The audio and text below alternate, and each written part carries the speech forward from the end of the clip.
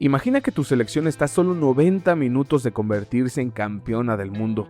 Las medallas ya están grabadas, los periódicos ya imprimieron la noticia, 200,000 personas llenan el estadio para celebrar una fiesta que todavía ni siquiera ha comenzado. ¿Qué podría salir mal? Pues absolutamente todo. Porque hubo una derrota que no solo hizo perder un mundial, hizo llorar a un país entero.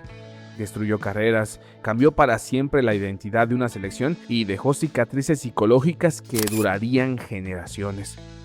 Esta es la historia de las consecuencias del maracanazo.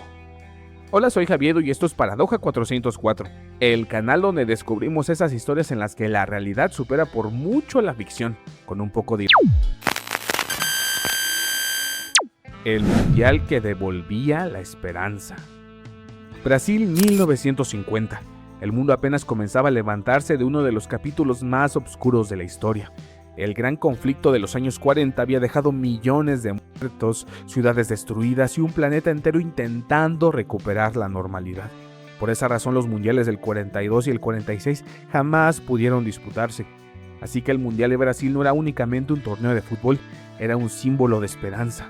La oportunidad perfecta para dejar atrás años de miedo y volver a celebrar algo. Y nadie parecía tener dudas sobre quién levantaría la copa. Brasil, además de ser el anfitrión, era el gran favorito.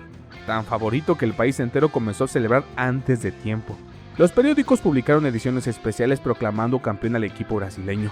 La Federación Brasileña de Fútbol mandó a fabricar 22 medallas de oro, una para cada jugador, grabadas con sus respectivos nombres. Cada futbolista recibió además un reloj de oro como reconocimiento anticipado. Sí, todavía faltaba jugar el partido, pero Brasil ya estaba repartiendo premios.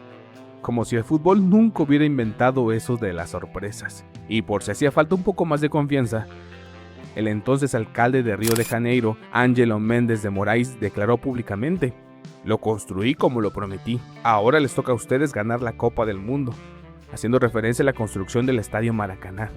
La presión acababa de alcanzar otro nivel. El día que el Maracaná dejó de respirar.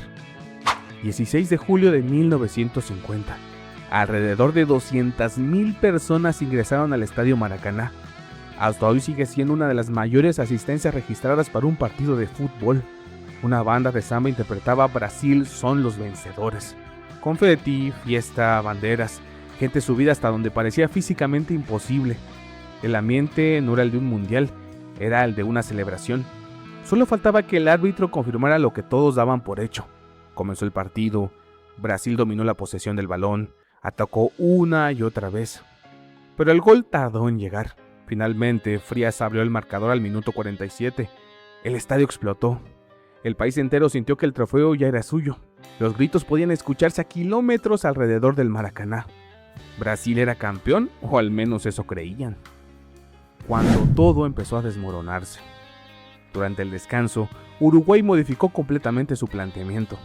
El ajuste táctico le dio mayor libertad a Juan Alberto Schiaffino, y entonces llegó el primer golpe. Tras un centro de Alcides Guilla, Schiaffino marcó el empate. El estadio se congeló por unos segundos, aunque Brasil todavía seguía siendo campeón. Hay que recordar que en aquel mundial el campeón no se definía por una final directa, ganaba el equipo con más puntos en la fase final, y el empate seguía favoreciendo a Brasil. Solo tenían que aguantar 10 minutos, 10 simples minutos. Pero entonces apareció otra vez Guilla, escapó por la banda derecha, superó al defensor Bigode. El arquero Moacir Barbosa esperaba un centro, exactamente igual que en la jugada anterior. Guilla amagó y en lugar de centrar, remató al primer poste. El balón cruzó la línea. Gol. 2-1.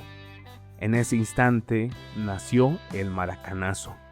Años después, el propio Guilla resumió aquel momento con una frase inmortal: "Solo 3 personas silenciaron el Maracaná: el Papa, Frank Sinatra y yo". El silencio más grande de la historia. Los últimos minutos fueron pura agonía. Los jugadores brasileños caminaban por la cancha como fantasmas. Nadie entendía lo que estaba ocurriendo, hasta que llegó el silbatazo final. Uruguay levantaba la Copa Mundial y Brasil acababa de sufrir una de las derrotas más dolorosas de la historia del deporte. Tan inesperado fue todo que incluso Jules Rimet, presidente de la FIFA, quedó completamente desconcertado. Él mismo contaría años después. Todo estaba previsto excepto el triunfo de Uruguay. Explicó que debía entregar el trofeo al capitán brasileño. Había una guardia de honor preparada, un discurso escrito, el himno listo para sonar. Pero al salir del túnel no encontró absolutamente nada, ni ceremonia, ni música, ni capitán brasileño esperando. Solo un estadio completamente silencioso. Con la copa entre los brazos, Rimet tuvo que buscar entre la multitud al capitán uruguayo Obdulio Varela para entregarle el trofeo casi en secreto, estrecharle la mano y retirarse sin siquiera pronunciar el discurso que llevaba preparado. Ni la FIFA estaba preparada para semejante giro de guión. El país que lloró como si hubiera sufrido una catástrofe. Lo peor todavía estaba por llegar. Brasil cayó en una profunda depresión colectiva. No parecía una derrota deportiva, parecía una derrota nacional. Años después, Pelé recordaría aquella tarde con una imagen que jamás olvidó. Tenía apenas 9 o 10 años.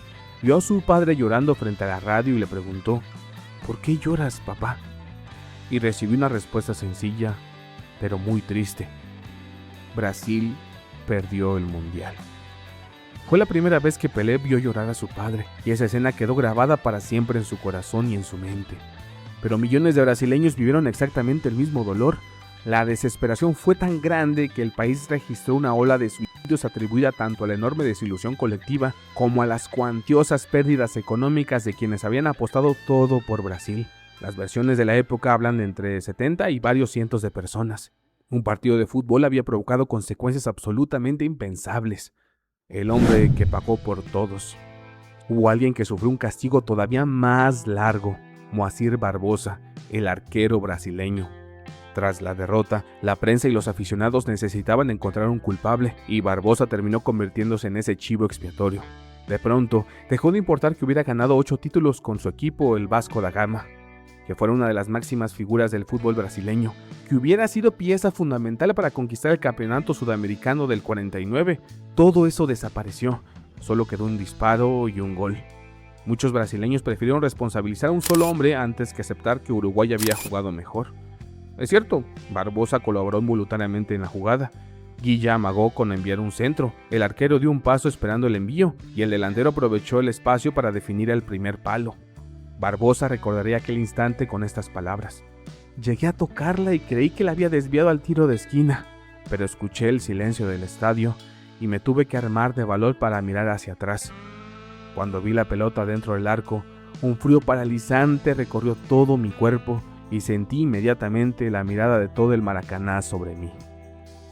Fue señalado durante décadas. Después de retirarse en 1962, intentó alejarse del fútbol trabajando para la Superintendencia de Río de Janeiro, pero la condena nunca terminó. En 1970 contó una historia devastadora. Mientras caminaba por un mercado de Río, una mujer le dijo a su hijo: míralo bien, ese hombre hizo llorar a todo Brasil. Imagina encargar esa frase durante toda su vida. Algunas versiones incluso aseguran que terminó viviendo en la pobreza y que pasó sus últimos años cortando el césped del propio Maracaná, precisamente en el área donde Schiaffino y Guilla marcaron aquellos goles. Lamentablemente, dejó este mundo el 7 de abril del año 2000 a causa de un derrame cerebral. Su amiga Teresa Borda contó que ya en el hospital, Barbosa repetía una sola frase una y otra vez: no fue culpa mía, éramos 11. Y probablemente nunca una frase resumió mejor la injusticia. El cambio que cambió la historia. Después del maracanazo, Brasil decidió hacer algo impensable. Abandonó su uniforme blanco. Había quedado maldito para muchos aficionados. En 1953 se organizó un concurso nacional para diseñar una nueva camiseta que representara mejor los colores de la bandera brasileña. El ganador fue Aldir García, un joven de apenas 19 años. Su propuesta era sencilla: camiseta amarilla, detalles verdes, pantalón azul, medias blancas, los 4 colores de la bandera. La nueva indumentaria debutó oficialmente en 1954 y con el tiempo se convertiría en una de las camisetas más famosas de toda la historia del fútbol. Muchos aficionados consideran que este cambio simbolizó una renovación psicológica, un intento por dejar atrás el trauma del maracanazo. Y quizá funcionó, porque después llegarían 5 Copas del Mundo, Suecia 58, Chile 62, México 70, Estados Unidos 94 y Corea-Japón 2002. La misma selección que un día creyó estar maldita terminó convirtiéndose en la más ganadora de la historia. Resulta curioso, la mayoría de las derrotas deportivas terminan cuando el árbitro pita el final, pero algunas continúan durante décadas. El maracanazo no solo cambió un marcador, cambió uniformes, cambió vidas, cambió la forma en que un país entero entendía el fútbol y nos recordó algo incómodo. A veces creemos que un partido dura 90 minutos, pero hay derrotas que pueden durar toda una vida. Gracias por quedarte hasta el final. Thank you. Déjame en los comentarios qué otras consecuencias trajo el maracanazo. Nos vemos en la próxima paradoja.